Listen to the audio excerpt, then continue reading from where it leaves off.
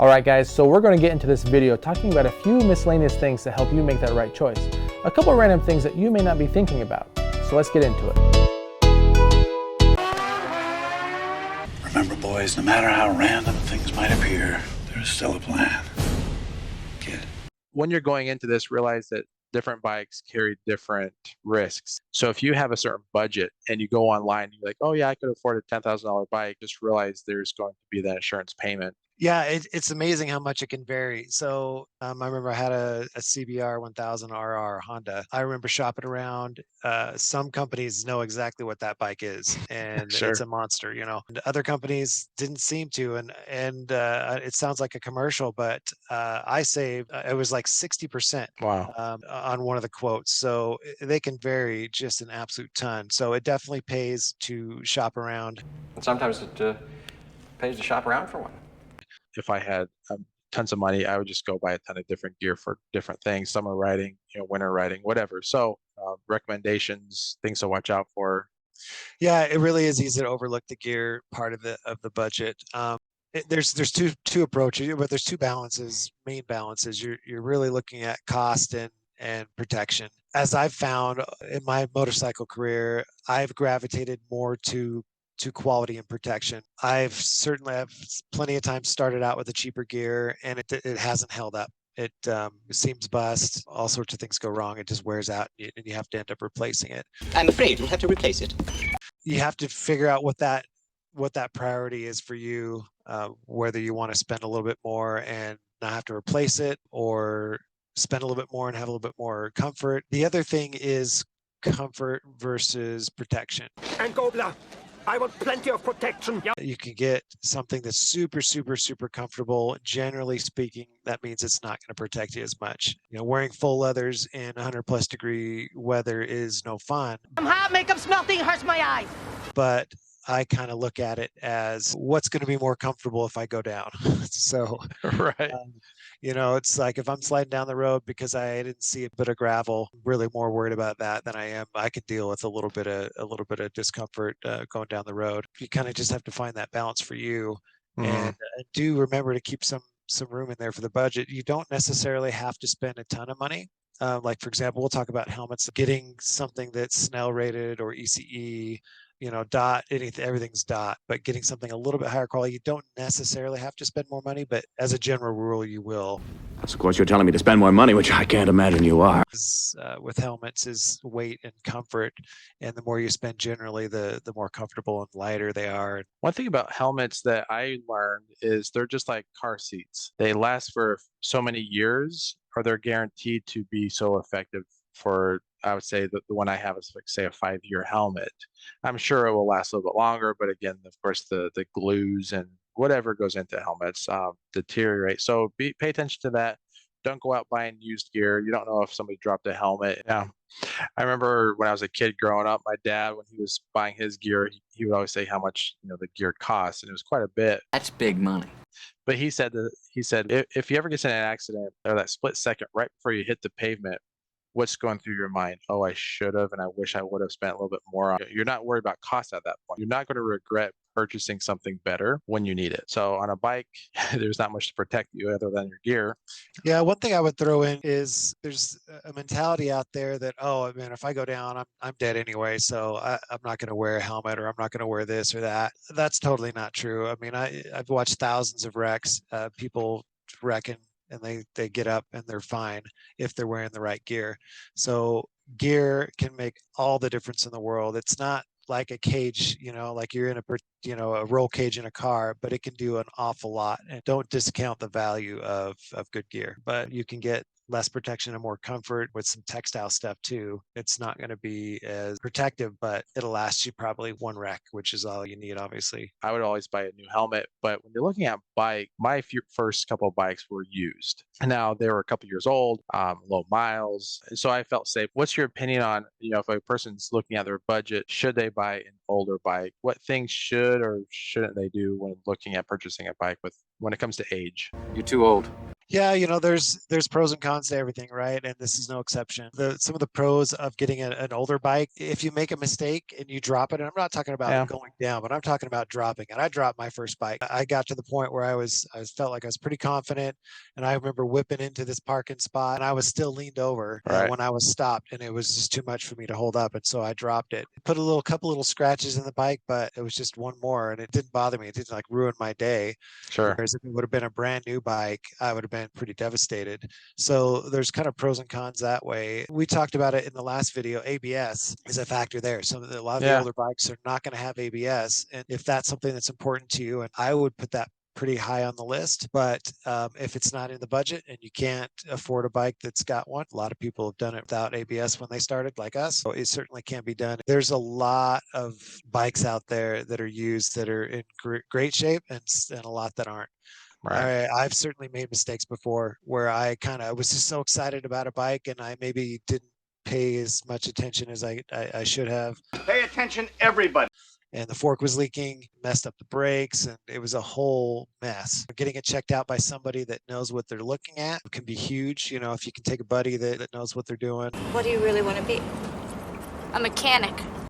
Or take it to a mechanic and have them look it over and check it out. Makes a huge difference and gives you some peace of mind. Is there anything else when it comes to looking at bikes, gear, that we need to touch on before we close? Yeah, I would just mention the maintenance element. Motorcycles in general take more maintenance than a car.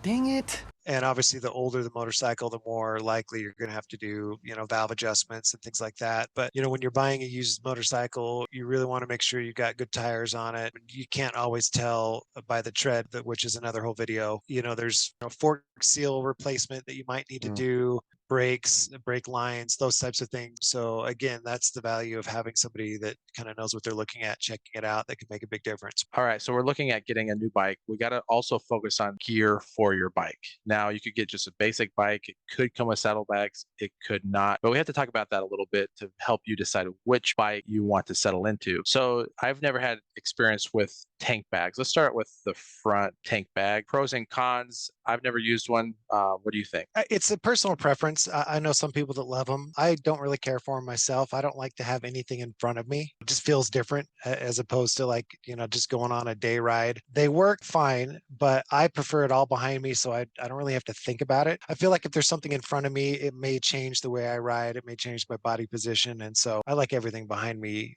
on a saddlebag or a tail bag. Some of them are huge and feel like you can rest your chin on it. Sometimes it's like some of them are so tall. So I don't know, maybe if you want to take a nap, tank bags for you. But they do make some small ones that probably wouldn't be, that wouldn't get in the way. But to me, that's just my preference. Gotcha. So I know there's different sizes, like you're saying. Some that are pretty sleek. I've seen a lot of people with adventure bikes just really deck their bikes out. They have them in the back, they have them in the front. If you're going across country, you may need to have that. I know the way we ride on weekend trips, we have our saddlebags, but the tank bag would get in the way. Sometimes we get hard into the twisties. We like to lean forward, use our body position to get through the turns. That does get in our way, but those that are looking for more just slow speed cruising or adventure, it may work for them. You mentioned saddlebags. We like the gear behind us. The ones I have are soft ones, just like yours. We could take them on and off. So if we want to go to the track, if we want to just go on a long trip, we can use that, take it on and off really easy. But I really have to be aware if I'm putting mine high enough, and I'll take pictures of it. If it's too low and I'm going hard in the twisties, it will sag into my tire and it will rub on the bottom. Yeah, I think we both have had that experience. I think I've worn holes with my back tire and a couple of them. Some are more universal than others, right? But I think realizing that they have to be high enough, and when your suspension sags, when you're in a turn and your suspension is compressed, that's going to change the dynamic a little bit. But I will say that in terms of versatility, soft saddlebags or a decent tail bag is really versatile. I mean, you can put it on a sport bike, you can put it on a naked sport bike, you can put it on a cruisers. There's all sorts of things you can do. Like you said, last time we went to the track, we rode our motorcycles out there and had saddlebags on it to hold all the gear that we needed, take them off, do the track day, put them back on and ride home. So super versatile. I mean, you can obviously get hard bags, but usually it's, they're bolted on. And when you take them off, there's usually some housing still left. Obviously there are pros and cons to everything. The nice thing about the hard stuff, generally going to be more watertight and you can kind of stuff more in there. I have a tail bag. I used it once on our trip. and it worked great, but I needed more space. I didn't need all three, both saddlebags and the tail bag. So I ditched the tail bag and just went with the saddlebag. You don't have to get a cruiser with hard bags dedicated if you want to go on a long trip. There's variety out there. If you want a sport bike, you can get one and still enjoy long trips. Pro tip. Oh, and pro tip, a reasonable sense of fashion. The waterproofing on most of those is not very good. No. And so what we've found is getting a dry bag, putting all your stuff in a dry bag, and then putting it in the saddlebags is the way to go. It just solves a lot of problems, and it's obviously going to work 100%. So another thing that we talked earlier on wind protection, people may not know that when you purchase a bike, you can always upgrade the windscreen. Yeah, and I agree. I mean, I usually like the look of it without it, but it's usually worth it just in terms of comfort. I'm on, the freeway enough, we're going fast enough of the time that it's worth it. I usually gets kind of like an in-between. It's not like a full-on super tall windscreen. It's really a preference, and it's nice because generally you don't have to spend a ton of money on them, and you can put it on and off. You can leave it off normally, and if you're going on a trip, throw it on. It takes 10 minutes, and it's just an easy thing to do. One thing I added last minute, I don't know if you noticed in our outline, but heated grips. I can't feel my fingers anymore. They're numb. We know that they make the motorcycles go faster. So inside joke, heated grips, you can get them right away off the showroom floor, or you can put them aftermarket. Your bike currently has it. Mine doesn't. When we were riding, you never know when you're going to get into cold weather. If you're cruising, if you're going on adventure riding, that is a nice option. If you do get into cold weather, you're not prepared for it. You wouldn't think that in the summertime you'd need heated grips, but I think the last trip we went on, the coldest it got was like 52 in the wet. So we were soaking wet, and it was 52. I'm cold, I'm wet, I'm going home. And then on that same trip, I was in 102 degrees. So in the summertime, it's shocking how much I find myself using them. The other thing that we've talked about too is even when you think it wouldn't make a whole lot of difference, I mean, your hands are the weakest link. These are spirit fingers, and these are gold. Right? Your hands are the most exposed, and putting some heat into your hands helps warm up. I feel like it helps warm up the rest of your body. For sure. There are times where I feel like I'd be much, much colder if I didn't have those heated grips going. They're $200, I think, for a decent set, aftermarket, and I don't think they're terribly hard to install, and absolutely love it. Hey guys, it's time to move on to the next series, Why All Your Riding Instincts Are Wrong. So watch out for that and ride safe.